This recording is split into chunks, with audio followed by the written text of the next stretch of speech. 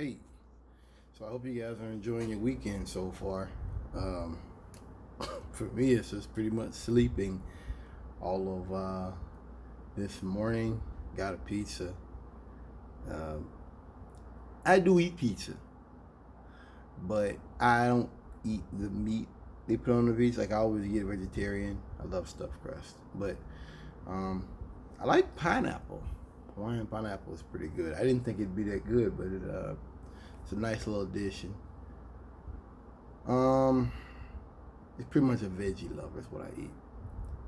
If you've been listening to me any period of time, you'll know that I'm a person that looks for the positivity.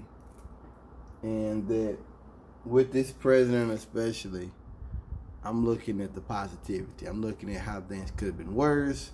And I look at how so much of what Trump has done has exposed racists in America for what it always was. Now, one thing about the handling of the pandemic, I'm talking about people outside of the executive office.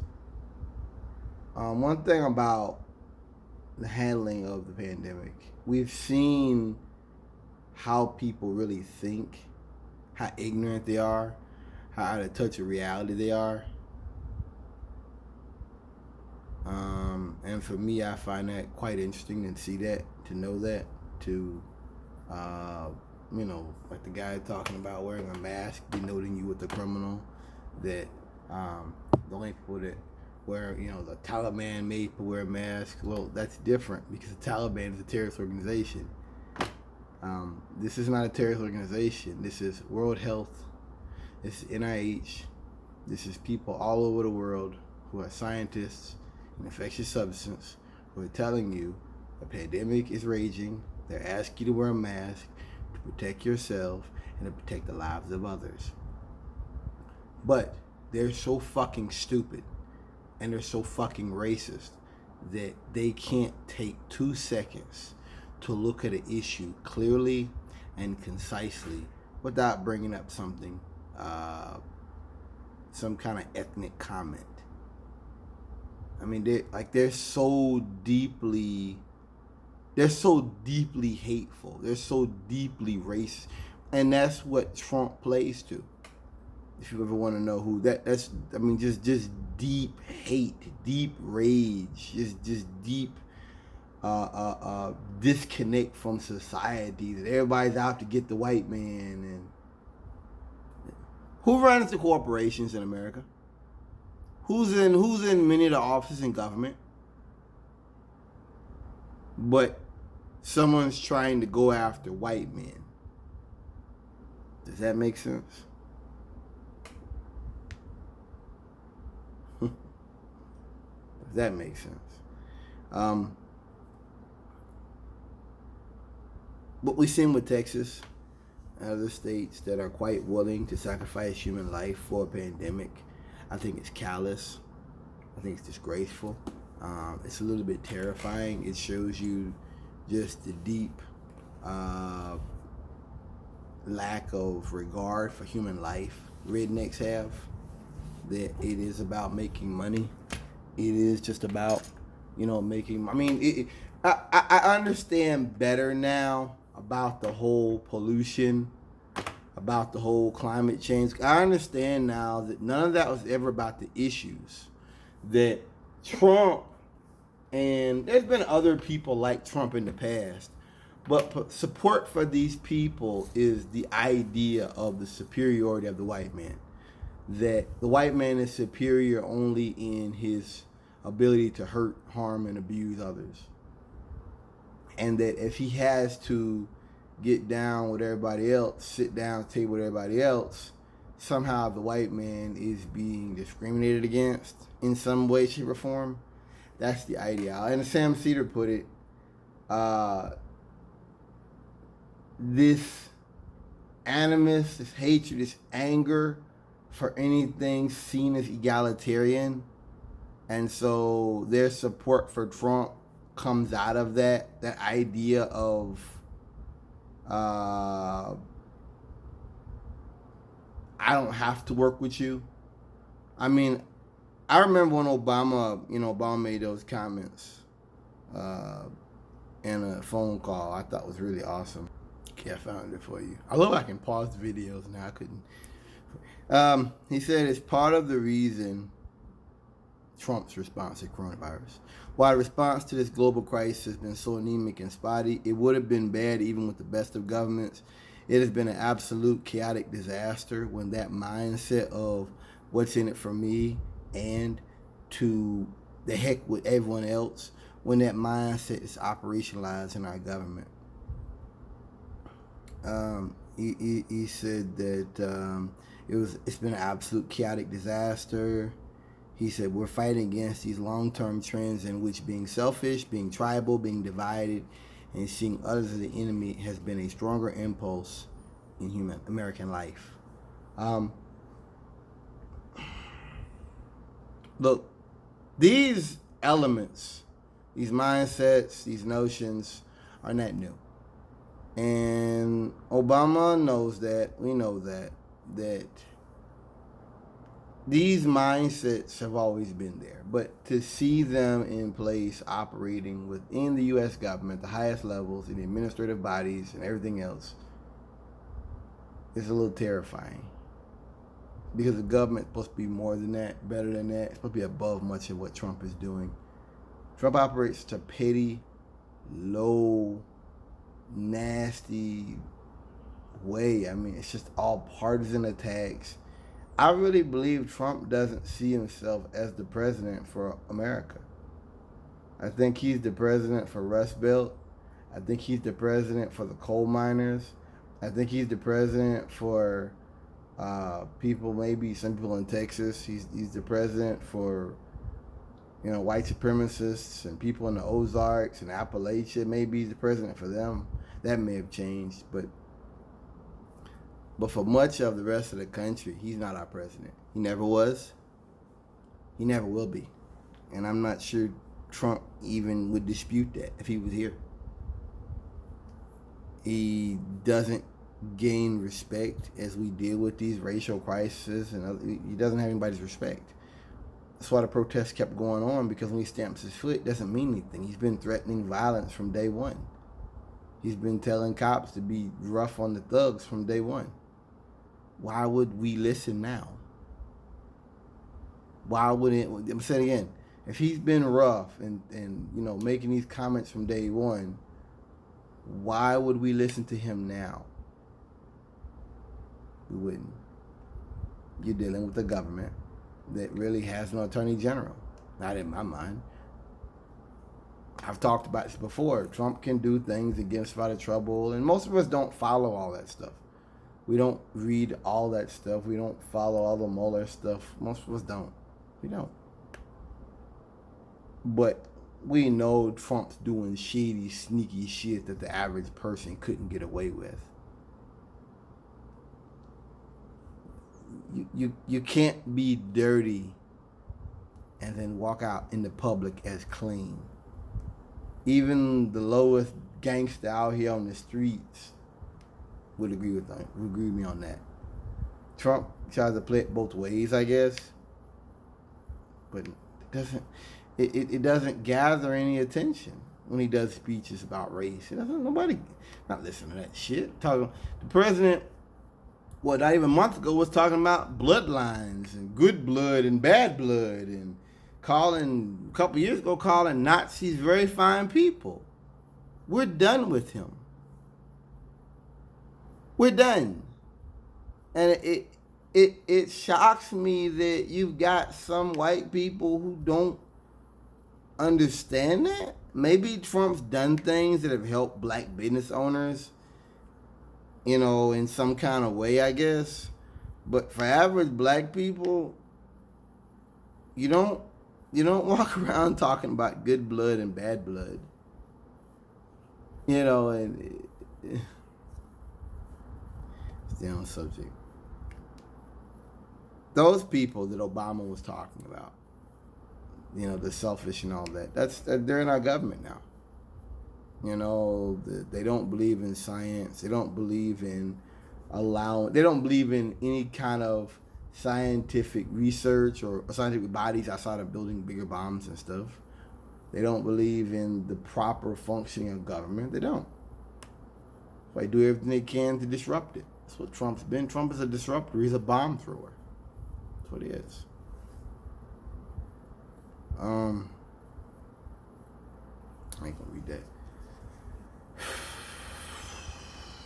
So for me, I look at all this and I say it's good. You know, it's good in a doomsday bunker type way. I'm not living in a bunker. I'm living on the 3rd floor here, but it's good in that you're now living in my reality, all of you. Because you can't ignore Trump. You can't ignore fascism. You can't ignore racism. You can't ignore how tumultuous these times are. You can't ignore...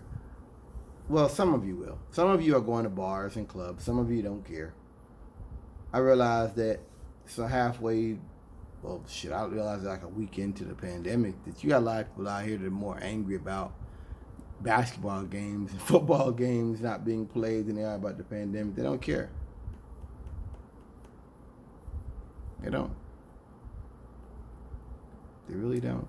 It's so sad.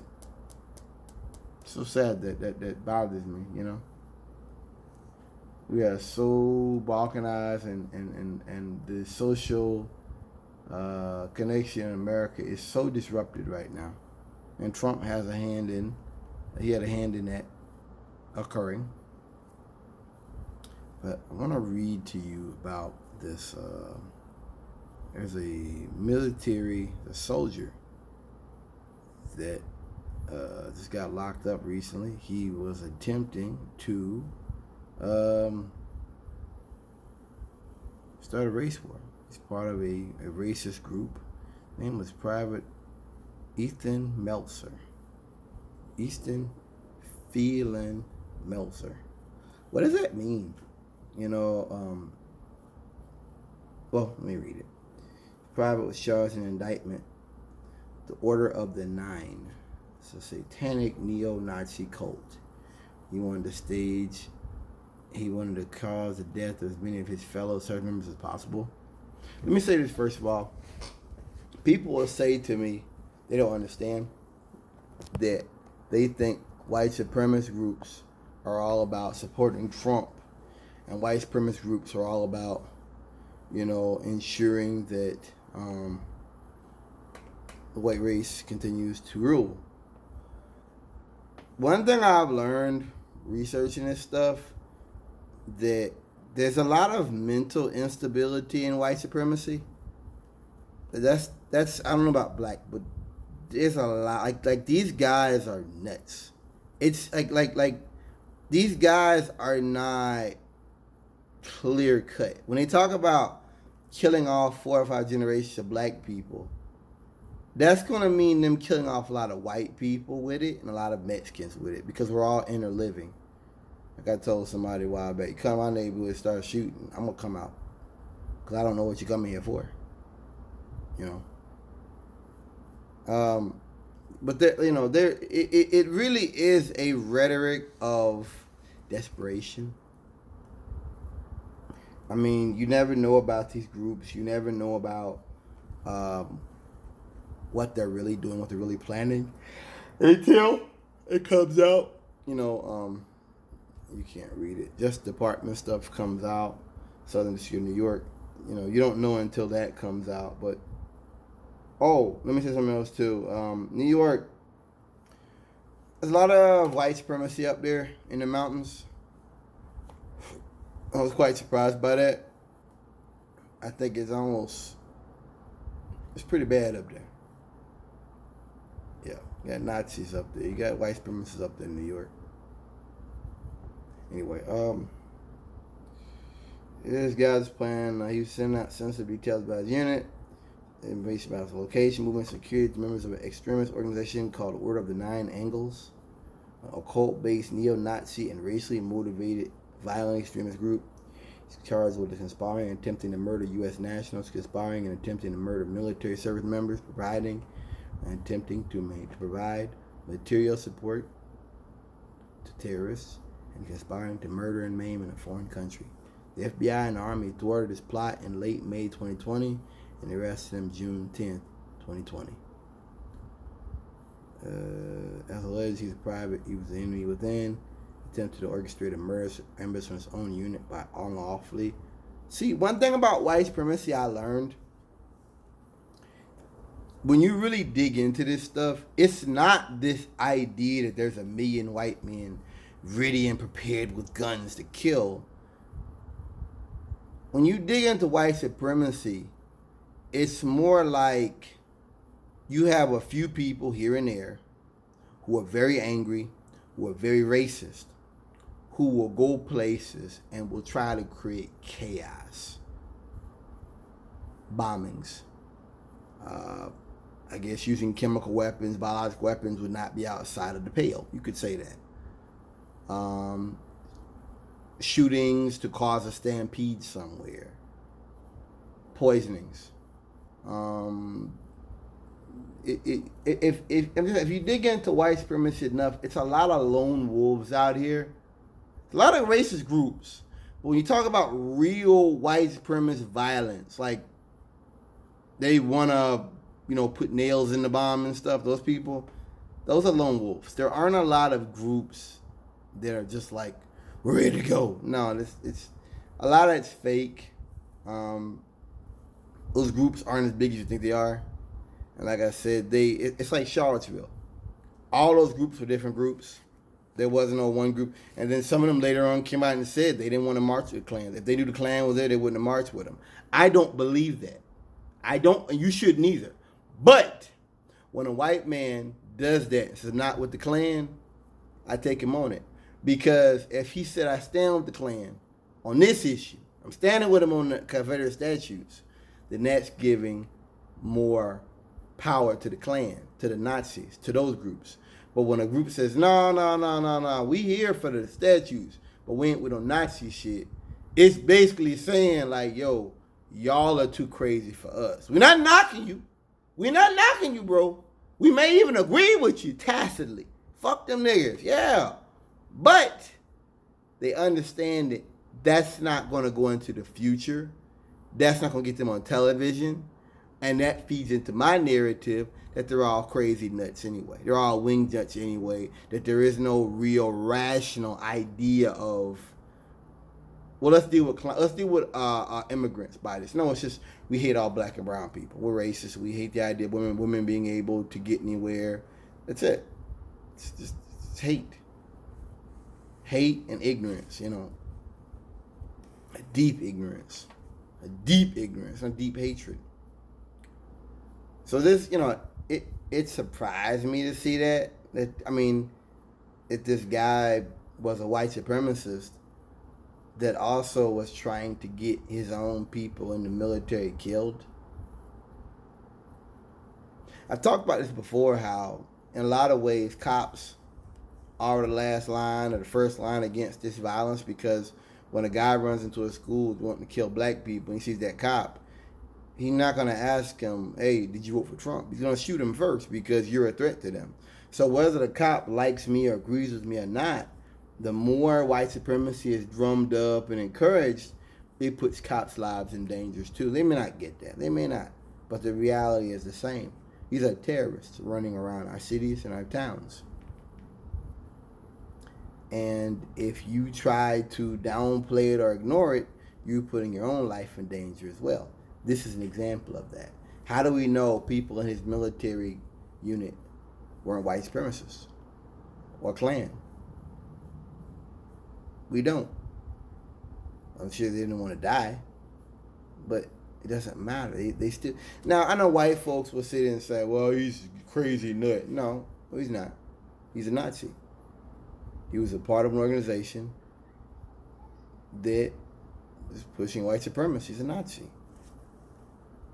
These are not crazy people. These are some sick people. And they're very dark. There's a lot of darkness with them. Just like Bundy, Eric Rudolph. There's a lot of darkness. There's a lot of hatred. There's a lot of anger and rage for people that they don't understand. But they're not sick. They may know more about these woods than fucking the whole police department and park rangers put together. They could tell you more about the woods around here. Mm-hmm. If you go here, there's woods. You can get to the water from there. There's a little cave. They're not crazy. They know what they're doing. And I think that when you do that and you just know that they're crazy, you're in essence giving them a pass. I won't do that. It's like the dude that shot the two black people at Kroger in Kentucky. And the white man was shooting at him. He said, whites don't shoot whites. That guy knew what he was doing. He tried to go in a black church. That guy had been locked. Church was over with.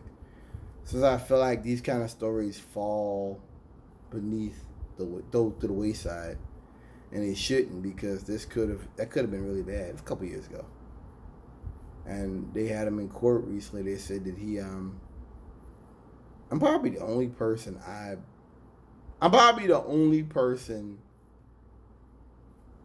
around here, and probably nobody else I know digs this deep into this. I follow these cases. And when I heard about it, he was just coming to trial, and he said he's not fit to stand trial. I'm like, really? I had to look. I'm like, oh, this is the guy, you know. But I want to get a little bit deeper into that ideology of white supremacy and the illogical nature of it.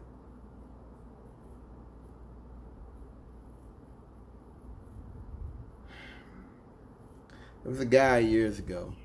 I think he had a bunch of guns, and he ended up writing a manifesto. He had lists on liberals he wanted to have killed. I think he had Joe Scarborough, other folks on there, people that he wanted to have dead, and he wound up getting caught. He had been in the Marine Corps. He wound up. I'm sorry, my images. I want to go to the pages. Hold on a second. All right. Christopher Hassan. Subscribed white supremacist sentenced 13 years in prison. Possession of ammunition and silence, possession of a controlled substance. Massive terrorist attack on minorities, government officials, and journalists. Now, this is another example of that. This is another lone wolf. Nobody knew about what he was doing. He was all by himself, engaged in this radical nonsense. He had guns. He had silencers, unidentified by serial number, possession of firearms, possession of controlled substance. More than 15 firearms, over 1,000 rounds of ammunition, spreadsheet targets. Yeah, Joe Scarborough, Don Lemon, Chris Hayes from MSNBC, Nancy Pelosi, Chucky Schumer, other Democratic lawmakers and cable news reporters. He mailed to his Coast Guard computer the manifesto of mass murderers Anders Breivik and Unabomber Ted Kaczynski, as well as a memoir of Eric Rudolph, Between the Lines of Drift, the memoirs of a militant. That's my point. A lot of these guys are really sick, man. But they're isolated. I don't know if that makes them more dangerous or not, the fact they're so isolated and that so much of the countries... See, it's terrifying in that way. So many people are coming to my side because things are becoming so fucking horrific with Trump. I mean, Trump's talking about now, the next couple of weeks, they're going to stop funding COVID-19 checkpoints to get tested. This thing is spiking all over the fucking country. And the president wants to... That's how you... In my mind, that's how you know things are getting bad. Probably worse than we know. When Trump says, we're going to stop funding it. Why? because it's making me look bad.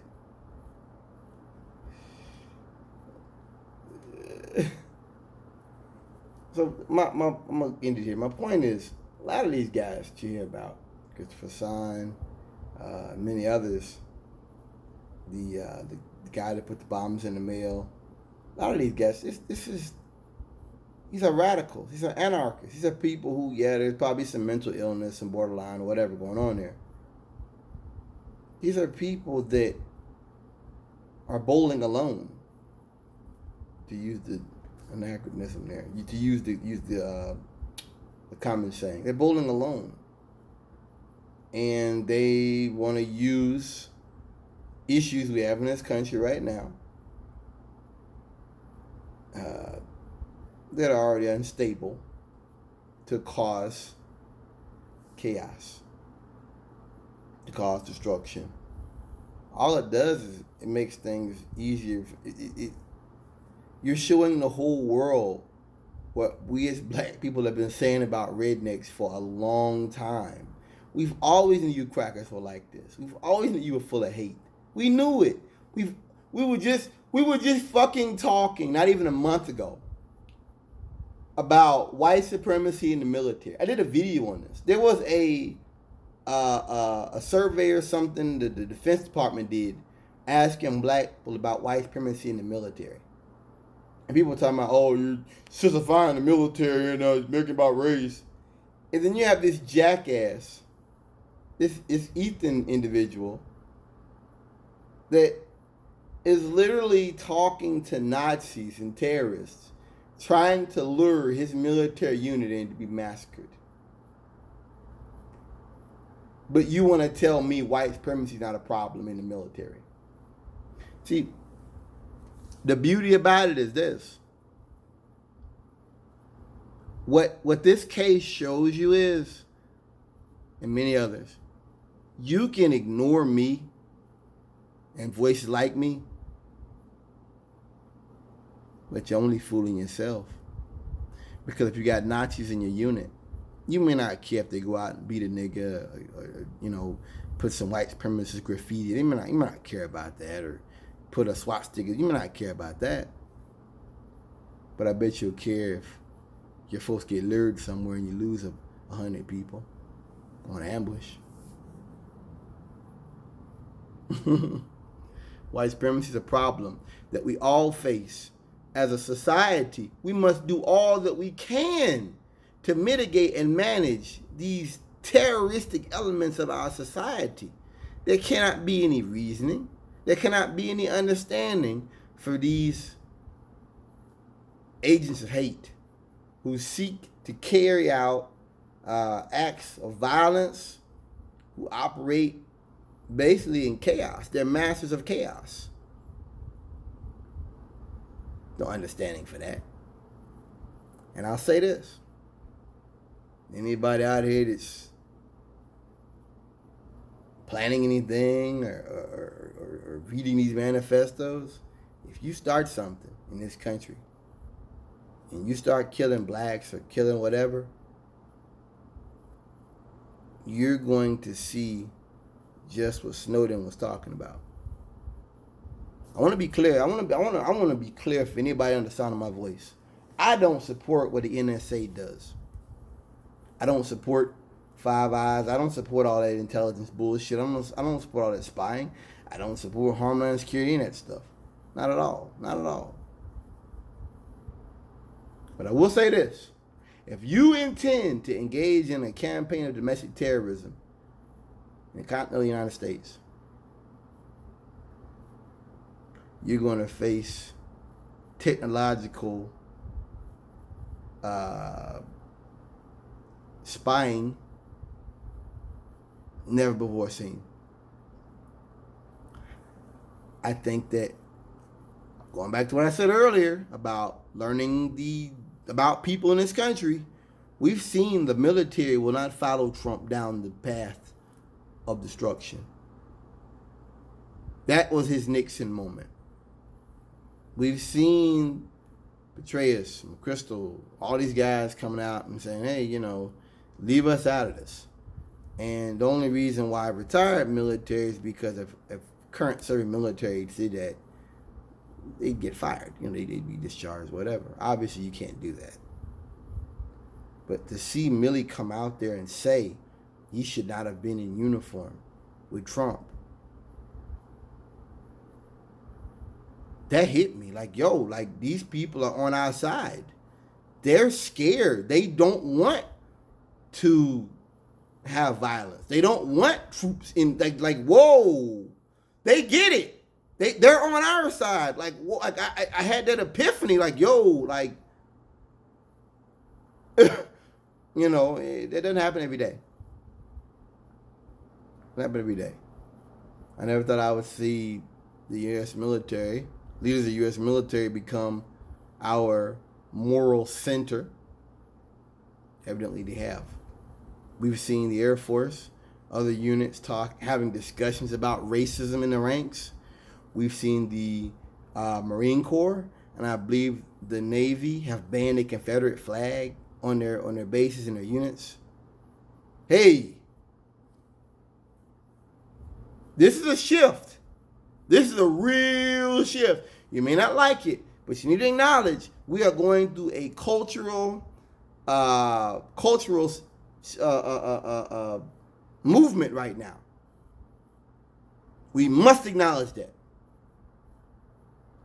I wouldn't have got on Milley. Personally, me as a man, I don't have no power. Me as a man, I never looked at Milley and was like, you shouldn't have been wearing a uniform. Because I know what it's like to be in a situation where things escalate and you wind up somewhere. And you're like, whoa, like, I'm here with you. I'm here with Jim, but I didn't know Jim was going to punch somebody. I didn't come here to fight everybody in here. I know what that's like, to just be somewhere and things pop off. From what I understand, that's what happened. He was doing something, and they told him to go home, get his uniform. He came back with his uniform on.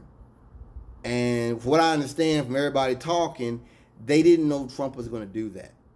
They did not know that Trump was going to go out there to the church, have a little photo op.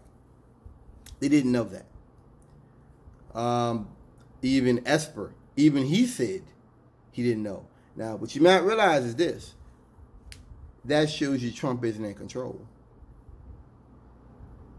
That's what it is. Yeah, white supremacists might like to see him walking out there and got the music playing and all the cops, and he holds the Bible up. I get it, because you're brain dead. You might like that. But as far as the military forces in America, they didn't stand with it. And I'm sure there were some other things said that we may find out about later that they were embarrassed by that probably. It should not have been done.